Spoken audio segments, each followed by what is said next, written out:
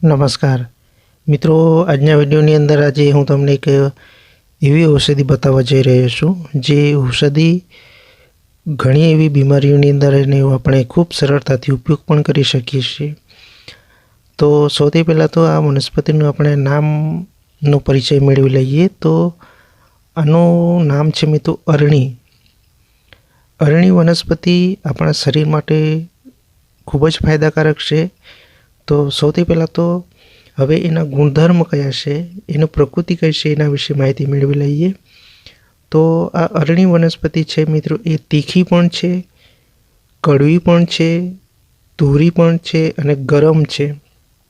બીજું કે એ અગ્નિદીપક છે મિત્રો। તો એની પ્રકૃતિ પ્રમાણે ઘણી બી બીમારીઓમાં એ આપણને રાહત આપી શકે છે। તો હવે ચાલો શરૂઆત કરીએ કે આ અરણી વનસ્પતિ છે એ કઈ કઈ બીમારીઓની અંદર એનો આપણે ઉપયોગ કરી શકીએ, કેવી રીતનો ઉપયોગ કરી શકીએ, એના પાનનો ઉપયોગ કરી શકીએ કે એના મૂળનો પણ ઉપયોગ કરી શકીએ। તો સંપૂર્ણ માહિતી મેળવશું। અને મિત્રો, આજે તમે જોઈ રહ્યા છો એના ફૂલ છે મિત્રો, અને એટલા સુગંધીદાર હોય છે કે તમને 15થી 20 ફૂટ દૂર સુધી પણ તમને એની સ્મેલ આવશે મિત્રો। એટલું મીઠું મધ જેવો સ્મેલ એનો આવી શકે, એટલે જબરજસ્ત એના ફૂલનો સુગંધ હોય છે મિત્રો। તો હવે એનો ઉપયોગ આપણે કઈ રીતના કરી શકીએ, કઈ બીમારીઓની અંદર એ આપણને રાહત આપી શકીએ। તો સૌથી પહેલાં તો એ વાયુનો નાશ કરનાર છે, કફનો પણ નાશ કરનાર છે, સોજો હોય એની અંદર પણ આપણને રાહત આપી શકે છે, હરસ મસાની તકલીફ હોય, કબજિયાત સંબંધી તકલીફ હોય, અને બીજું કે જઠર અગ્નિ એ પ્રદીપ કરી શકે છે મિત્રો।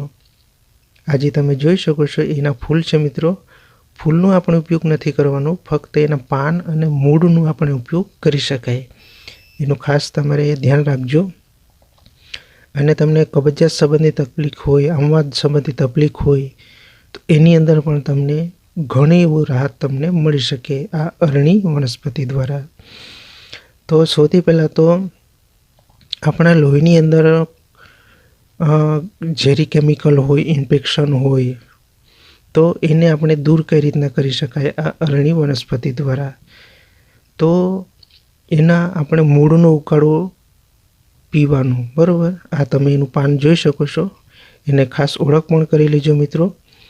આ એનું પાન છે મિત્રો। તો હવે માની લો કે આપણા લોહીને શુદ્ધ કરવું હોય, લોહીમાંથી ઝેર આપણે દૂર કરવું હોય, તો આ અરણી વનસ્પતિ છે એના મૂળનો ઉકાળો બનાવવાનો, બરાબર। અને તમે એનું અડધો કપ અથવા 1 કપ પણ તમે સેવન કરી શકો। તો આપણું લોહી પણ એકદમ શુદ્ધ અને ક્લીન થઈ જશે। અને બીજું કે ચામડીના રોગોની અંદર આપણે એના પાન વાટી લેવાના, અને જે જગ્યા પર તમને ચામડી સંબંધી કોઈ પણ પ્રકારની તકલીફ હોય તો એની અંદર તમને ઘણો એવો રાહત તમને મળી શકે।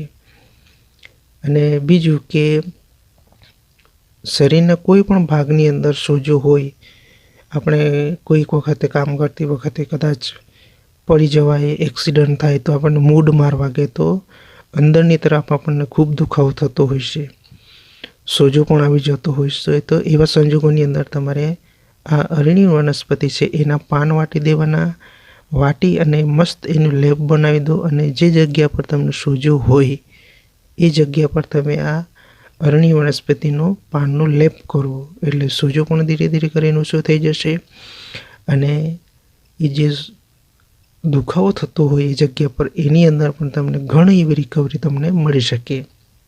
એટલે ખાસ આ વનસ્પતિની ઓળખ પણ તમે કરી લેજો, એના પાન પણ તમે જોઈ લેજો। અને બીજું કે ખાસ કરીને પુરુષોની અંદર અંડકોષની અંદર સોજો આવી જતો હોય ઘણી વખત, તો એવા સંજોગોની અંદર તમારે પાન વાટી એને લેપ કરવાથી અંડકોષનો જે સોજો હોય એ પણ ધીરે ધીરે કરીને ઉતરવા લાગશે મિત્રો। એટલે આ અરણી વનસ્પતિ ખૂબ જ ફાયદાકારક છે મિત્રો આપણા શરીર માટે। અને બીજું કે ચામડી સંબંધી કોઈ પણ પ્રકારની તમને તકલીફ હોય, ઘણી વખત આપણે સફેદ કોળ કહેવાય ને એની અંદર પણ તમને રાહત મળી શકે. જો એની અંદર તમારે જબરજસ્ત રાહત મેળવવી હોય તો બકરીના દૂધમાં મૂળ વાટી એનું લેપ કરવાથી ચર્મરોગ સંબંધી કોઈ પણ પ્રકારની તકલીફ હશે એની અંદર તમને ઘણી એવી રિકવરી અને રાહત તમને મળી શકે. એલર્જી હોય, ખરજવું થતું હોય, ખંજવાળ આવતી હોય, એવી નાની મોટી બીમારીઓમાં તો તમને એકદમ 1 થી 2 જ દિવસની અંદર તમને રાહત મળી શકે. તો આ અરણી વનસ્પતિ એક આયુર્વેદની દ્રષ્ટિએ ખૂબ જ ઉપયોગી છે, ખૂબ જ ફાયદાકારક છે મિત્રો. અને ખાસ કરીને આ નવેમ્બર મહિનામાં એના ફૂલ આવતા હોય છે મિત્રો, ખૂબ જ અસરકારક છે મિત્રો. અને સુગંધીદાર પણ એટલા મીઠા એની સુગંધ હોય છે કે મિત્રો તમને 15 થી 20 ફૂટ દૂર સુધી પણ આ ફૂલની સુગંધ તમને સ્મેલ આવી શકે. તો આજના વિડીયોની અંદર આપણે એ જ માહિતી મેળવવાની હતી અરણી વનસ્પતિ વિશે, કે અરણી વનસ્પતિ ખરેખર એની પ્રકૃતિ કઈ છે, કઈ બીમારીઓની અંદર એનો આપણે ખૂબ સરળતાથી ઉપયોગ કરી શકાય.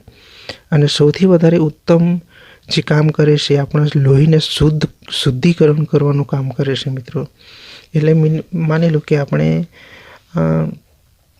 લોહીની અંદર ધીરે ધીરે કરીને બગાડ થાય, લોહીની અંદર બગાડ થાય એટલે આપણે ચામડી પર એલર્જીઓ થાય, ફોલ્લીઓ થાય, ખંજવાળ આવી શકે. એટલે સૌથી અગત્યનું એ કામ કરે છે કે આપણે લોહીને શુદ્ધ કરવાનું કામ કરે છે મિત્રો.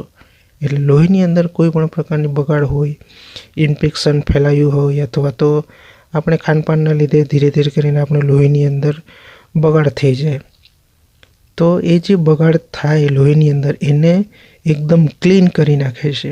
તો એની અંદર તમારે મૂળનો ઉકાળો પીવાનો છે મિત્રો, એટલું ખાસ તમારે ધ્યાન રાખજો. મૂળ ઉકાળી દેવાના અને એને થોડું ઠંડુ થવા દો. ત્યારબાદ તમે એનું જે સેવન કરો તમારી ઈચ્છાનું હશે, તમે 1 ચમચી, 2 ચમચી, 3 ચમચી પણ તમે સેવન કરી શકો ધીરે ધીરે કરીને. એટલે તમે લોહી એકદમ તમારું ક્લીન થઈ જશે. લોહી ક્લીન થશે એટલે તમને ચર્મરોગ સંબંધી તકલીફ થશે નહીં. એટલે તમને એક ઇલાજમાંથી તમને 2 થી 3 એવી બીમારીઓની અંદર તમને રાહત મળી શકે. અને બીજું કે સોજાની સમસ્યાની અંદર પણ તમને રાહત આપી શકે છે મિત્રો. તો એના પાન વાટી અને જે જગ્યા પર તમને સોજો હોય, વાગી જવાથી અથવા તો પડી જવાથી કોઈ ફ્રેક્ચર થાય અને સોજો જલ્દી જો ના ઉતરે તો એવા સંજોગોની અંદર તમારે એના પાન વાટી અને એનો લેપ લગાવવાનો, એટલે તમે ધીરે ધીરે કરીને રાહત તમને મળી શકે. અને ખાસ કરીને મિત્રો પાન અને મૂળનો જ આ વનસ્પતિનો આપણે ઉપયોગ કરી શકાય. તો આ માહિતી તમને કેવી લાગી જરૂરથી જણાવજો. અને મિત્રો ચેનલ પર પહેલી વખત આવવાનું થયું હોય તો ચેનલને જરૂરથી સબસ્ક્રાઈબ પણ કરી નાખજો. તો મળીએ કોઈ બીજા નવા વિડીયો સાથે, નવી આયુર્વેદિક ઔષધિ સાથે.